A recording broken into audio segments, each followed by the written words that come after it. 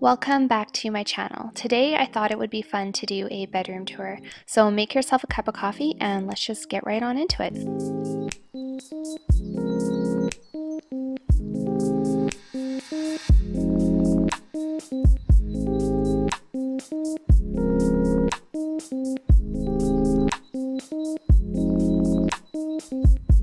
So many of you already know that I live in a pretty small house. It's about 700 or 750 square feet in total. So I don't have a lot of room for extra furniture or things that aren't functional in my room, which may be a blessing in disguise.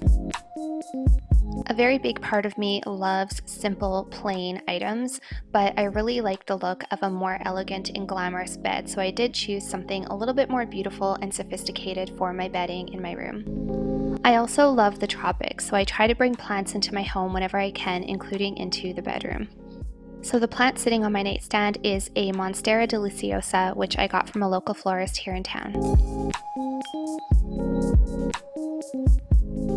On my bed, I have a duvet and a beautiful white tufted duvet cover set, which I will try to link down below for you if you're interested.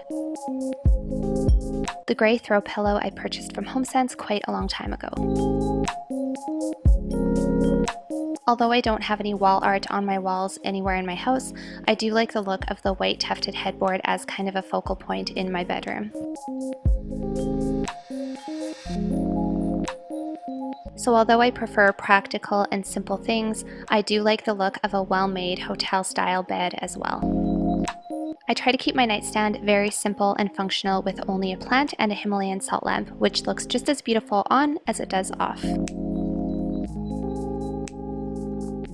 So aside from providing a home for my plant and some nice lighting, the end table pretty much just serves as a place to charge my phone/alarm clock.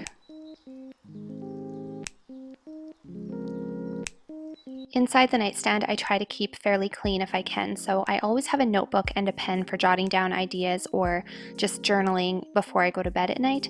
And I also have a couple of other odds and ends. My boyfriend has left his watch here, he has some of his cologne here, we always keep some Tic Tacs beside the bed, and then just a really cute little wooden dish that holds some extra accessories for my iPhone as well as my earbuds.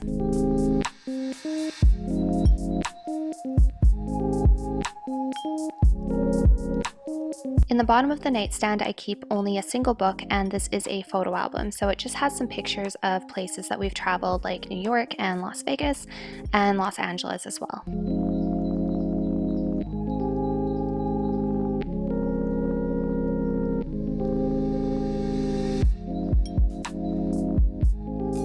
My room has mirrored closet doors, which I do like for the effect that they give, making the room feel a little bit bigger and reflecting some natural light, but I don't love the positioning because there's really no good place to put my bed that doesn't block my view of the mirror. So I did have to add this standing floor mirror so that I could actually get dressed in the morning without having to rearrange my room.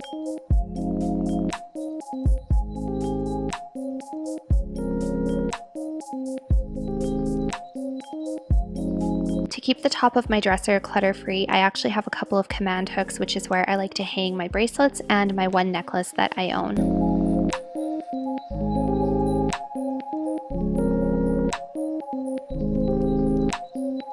The dresser in my room is quite small, and I did that on purpose because I knew this house was smaller and I didn't want big, bulky furniture, although sometimes I do think I could use a bigger dresser.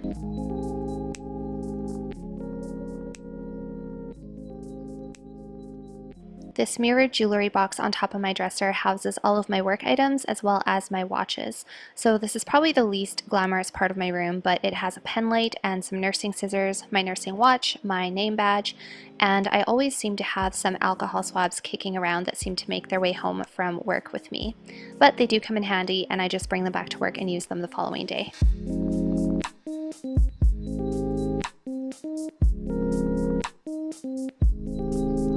One thing I really do like is having nice fragrances to wear when I'm not working. So this is one area of my life that isn't quite as minimal as you might expect, but I do really like having some beautiful perfumes to choose from on my days off. Moving on to my closet. The right side of my closet houses all of my street clothes, so that's everything that doesn't include work clothing or gym clothing. So this is literally everything that I have, from dresses to shirts to shorts to pants. This is everything I have to choose from if I'm putting on an outfit when I'm not going to work or the gym. I recently went through and put aside a bunch of items to take to a consignment shop because admittedly there is always a bunch of stuff in my closet that I just don't wear, and it seems I'm always decluttering. Beneath my clothing, I keep some handbags and some shoes that I wear on a little bit more frequent basis. So these tend to be items that are a little bit more casual or things I can grab to wear every day.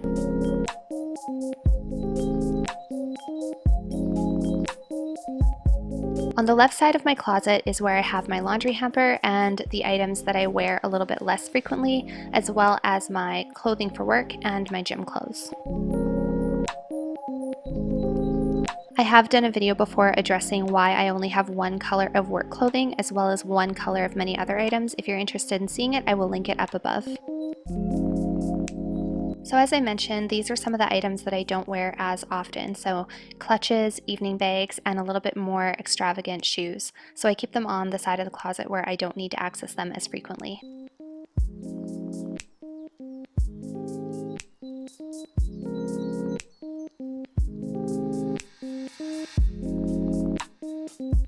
I don't keep anything on the shelf above the clothing in the closet.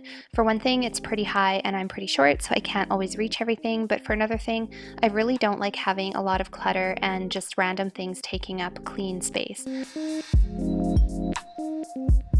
So that is pretty much it for my bedroom tour. It's nothing special, it's very simple, but I thought it might be fun to share with you guys, and I hope you really enjoyed.